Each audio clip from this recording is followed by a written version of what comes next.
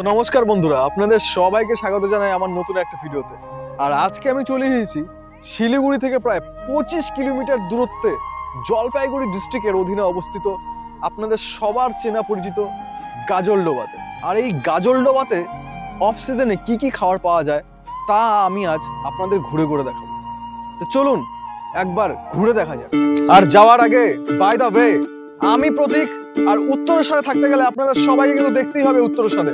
তাহলে চলুন শুরু করা যাক। আমি পথ খুঁজি না কো পথ মোরে খোঁজে মন যা বুঝে না বুঝে না। তো দেখতেই পাচ্ছেন বন্ধুরা, আমি এখন গাজলডোবার ভেতরে তিস্তার পাড়ে এই যে বাজারটা, ছোট একটা বাজার বসে, সেই বাজারের সামনে চলে এসেছি। এখানে অনেক খাবারের দোকান আছে, কিন্তু সিজনের সময় আরো বেশি দোকান থাকে। এখন যেহেতু অফ সিজন, তাই দোকান তুলনামূলকভাবে একটু কম আছে। চলুন দেখা যাক এই দোকানটাতে কি কি খাওয়ার জিনিস আছে, আসুন। তো দিদি, এটা কি? এটা হচ্ছে এই যে পটেটো, স্প্রিং পটেটো। তো এটা স্প্রিং পটেটোটার দাম কত?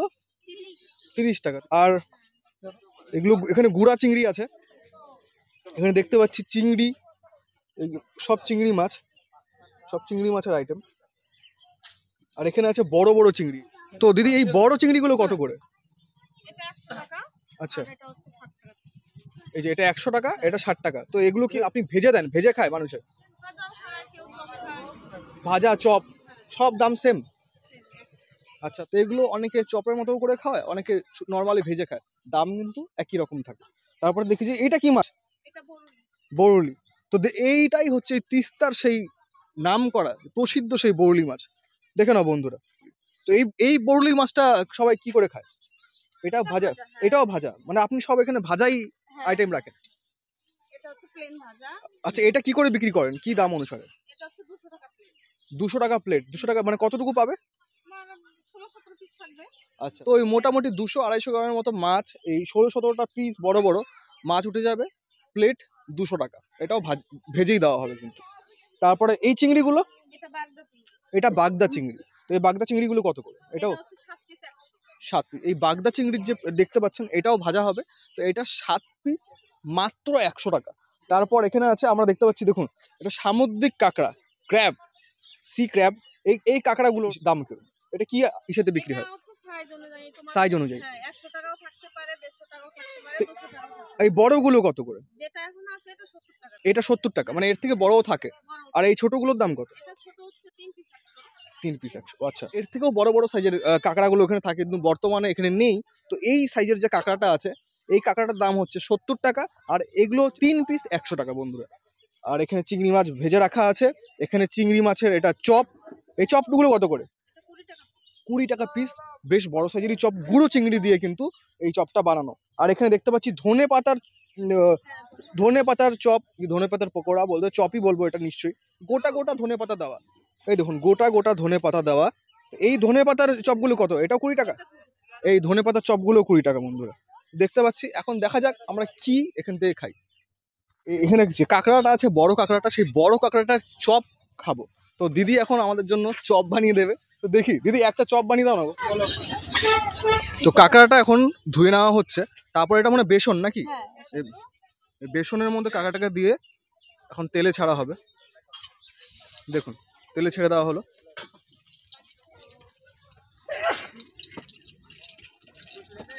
আর ভাজাটা কি? ভাজাটা নরমালি ভাজা, হ্যাঁ, নরমাল। আর বেসন দিয়ে ভাজাটাকে চপ বলা হচ্ছে, তাই তো?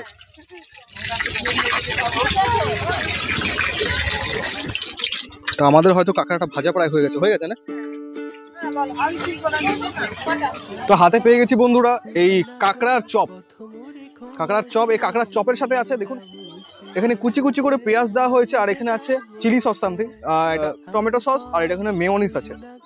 আর একটা সুন্দর একটা গন্ধ বেরোচ্ছে, জাস্ট মানে আমি থাকতে পারছি না, এখন খেতে হবে।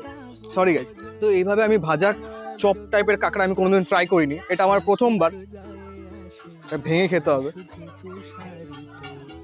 চলুন ট্রাই করা যাক।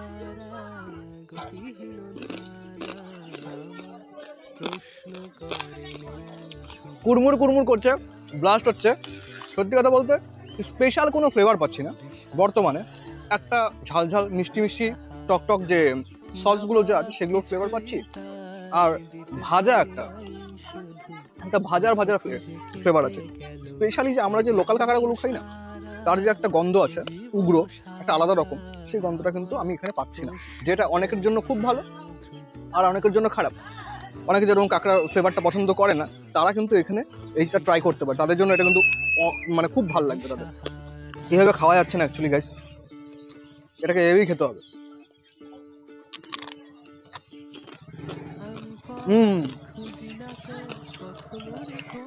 মজাটা এখানে আছে, আমি যে এর আগের কামড়টা দিয়েছিলাম না বাইটটা, সেই বাইটটাতে শুধুমাত্র শেলগুলো, এখানে ভেতরে মাংসটাও পেলাম, অসাধারণ। সঙ্গে পেঁয়াজ খেতে হবে। তো বন্ধুরা এখন এটা খেয়ে নিই, তারপর দেখা যাক আর কি কি খাওয়া যায়।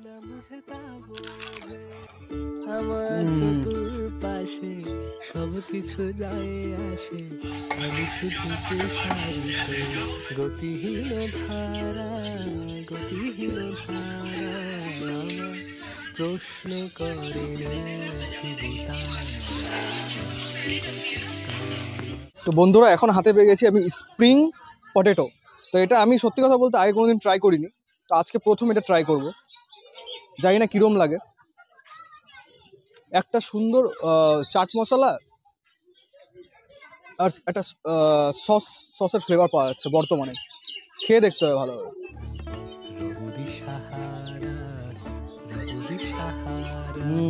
জবাব কিছুই মজার।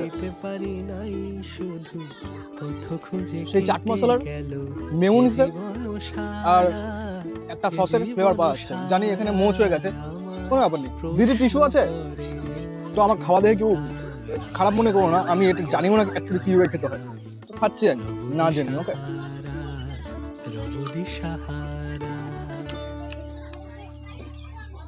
আমার মনে হচ্ছে এভাবেই খায়। আবার সেই একই সিচুয়েশন, অনেকে এদিকে ওদিকে তাকাচ্ছে, বাট সত্যি আমার একটু লজ্জা বোধ হচ্ছে না।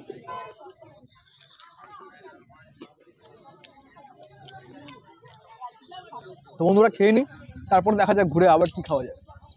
তো আমার তো খাওয়াটা হয়ে গেল, কাঁকড়াটাও ভীষণ অসাধারণ ছিল আর স্প্রিং পটেটোটাও। তো দিদি ধন্যবাদ, আপনার নামটাই জানা হয়নি। আমার নাম হচ্ছে প্রিয়াঙ্কা মণ্ডল। প্রিয়াঙ্কা মণ্ডল। আর এখানে এই হোটেলটা এটা আপনাদের? হ্যাঁ, হোটেলটাও আমাদের। আচ্ছা। তো বন্ধুরা এখানে যে পাশে হোটেল আছে, যে হোটেলটার নাম কল্পনা হোটেল, এই হোটেলটাও দিদিদের। আপনারা যখনই আসবেন ভিজিট করবেন এই কল্পনা হোটেল। সকাল থেকে রাত 10টা অবধি খোলা থাকে। আপনারা ব্রেকফাস্ট, লাঞ্চ, ডিনার তিন বেলার খাবারই এখানে পেয়ে যাবেন খুব সুলভ মূল্যে। আর হয়তো আমার নামটা বললে আর একটু সস্তা করবে, যাই না, সরি গাইস, নাও দিতে পারে। তো আমি এখন ঘুরে ঘুরে দেখি যে আর ইউনিক কি কি আইটেম পাওয়া যায়। আমার ইচ্ছা আছে গুঁড়ো যে চিংড়িগুলো, সেটার মানে তিস্তার যে গুঁড়ো চিংড়িটা, সেই চিংড়িটার চপটা ট্রাই করার। সেটা আমরা ওইদিকে গিয়ে ঘুরে ওদিক থেকে আমরা ট্রাই করবো। চলো।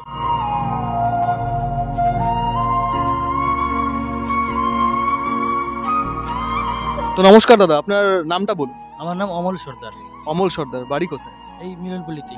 তো আপনি এখানে নৌকা চালান? হ্যাঁ হ্যাঁ, কতদিন থেকে নৌকা চালান? আমি 5 বছর থেকে চালাচ্ছি। 5 বছর থেকে। তো এখানে আমার বন্ধুরা যখন আসবে এখানে এসে মানে কি করে এইসব বুক করতে হবে? আমাদের এখানে প্রতিটা নৌকাতে মাঝি বসে থাকে, ওখান থেকে নিচে নেমে এসে মাঝিদের সঙ্গে সরাসরি কথা বলি, ওরা নৌকাতে করতে পারে।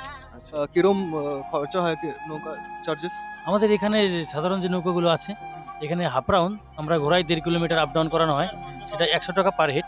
আর 3 কিলোমিটার যেটা ঘোরাবো 200 টাকা পার হেড। আর ওই পাশে একটু সাজানো গোছানো আছে, ওগুলো হাফ রাউন্ড 200 টাকা, ফুল রাউন্ড 300 টাকা পার হেড। তো এখানে আপনারা ওরা যে আমার যে দর্শক বন্ধুরা এখানে ঘুরতে আসবে, আপনারা নৌকার সাথে যখন যাবে আপনি কি কি দেখাবেন? এখানে ভোরের আলোতে কি কি আছে? এখানে আসলে একসঙ্গে জল, পাহাড়, জঙ্গল দেখা যায়।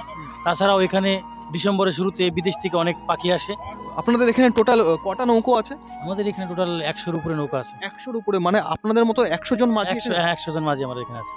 তো খুব ভালো লাগলো দাদার সাথে কথা বলে। আপনারা যখনই আসবেন এখানে এসে অমল সর্দার দাদার সাথে কন্ট্যাক্ট করবেন। দাদা সত্যি খুব ভালো, দেখতেই পাচ্ছেন। আর এখানে খুব রিজনেবল প্রাইসে আপনারা সুন্দর এই নৌকা করে বসে এখানে পরিবেশটা একবার দেখুন, চারপাশটা এই পরিবেশটা এরকম ভাবে নৌকো, তার মধ্যে শীতকালে ডিসেম্বর মাসে পর থেকে এখানে অনেক পরিযায়ী পাখিগুলো আসে।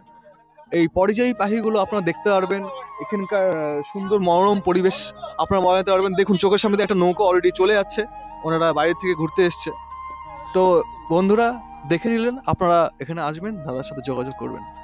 তো এখন চলে আসি, দেখতে পাচ্ছেন এখানে তিস্তার সব মাছগুলো বিক্রি হচ্ছে। চলুন তাহলে দেখা যাক কি কি মাছ উনি বিক্রি করছেন। আসুন দাদা, কি কি মাছ আছে এখানে?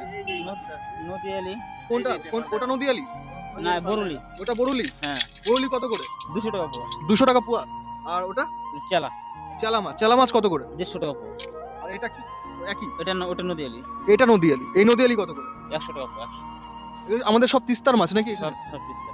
তো আপনি এখানে কখন থেকে কখন বসেন? আর একটা 3টা দিয়ে বসি। আর একটা 3টা থেকে। তো দেখতেই পেলেন আপনারা বন্ধুরা, এটা গাজলদোবার আমাদের তিস্তার মাছ, জ্যান্ত মাছ, তাজা মাছ এই তিস্তার থেকে ধরে এখন বিক্রি করা হচ্ছে এখানে। তো আপনারা যখনই আসবেন এই দাদার থেকে মাছগুলো নেবেন, নিয়ে বাড়িতে নিজেই খেয়ে দেখবেন, সত্যি অসাধারণ লাগবে।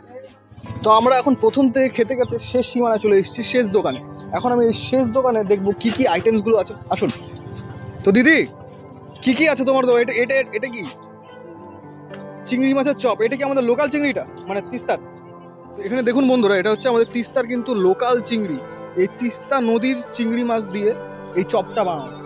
তো এই তিস্তার চিংড়ি মাছের চপটা এখন আমি ট্রাই করব। দিদি, আমাকে এই চপটা একটা গরম করে ভেজে। তো বন্ধুরা, এই দোকান থেকে এসে আমি নিয়ে নিলাম এই চিংড়ির চপ। এই চিংড়ির চপের কথাই কিন্তু বলছিলাম একটু আগে। এই দেখুন কতগুলো চিংড়ি মাছ ভেতরে দেওয়া, গুঁড়ো চিংড়ি, গরম প্রচন্ড, গরম গরম চপ।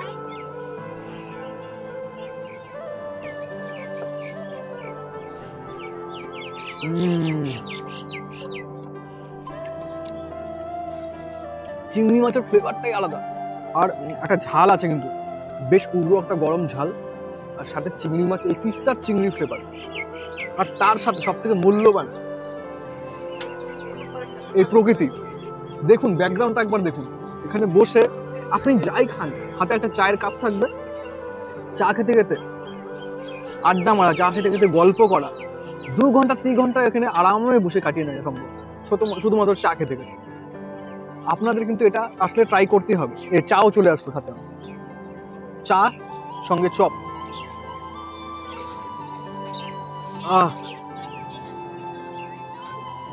হারিয়ে যাচ্ছে এখানে এসে, এত সুন্দর পরিবেশে চায়ের সাথে চপের সাথে মিলেমিশে আমি সত্যি হারিয়ে যাচ্ছি। আমি বাকরুদ্ধ হয়ে যাচ্ছি এই স্বাদের বর্ণনা করতে করতে। তো আমার তো খাওয়া দাওয়া হয়ে গেছে। তো এখন আমি চলে এসেছি, আপনারা দেখতেই পাচ্ছেন, এটা হচ্ছে গাজলদোবা সেতু। সেই গাজলদোবা সেতুটা 3-4 মাস আগে এটার উদ্বোধন হয়েছে। তো এটা আমার প্রথম আসা।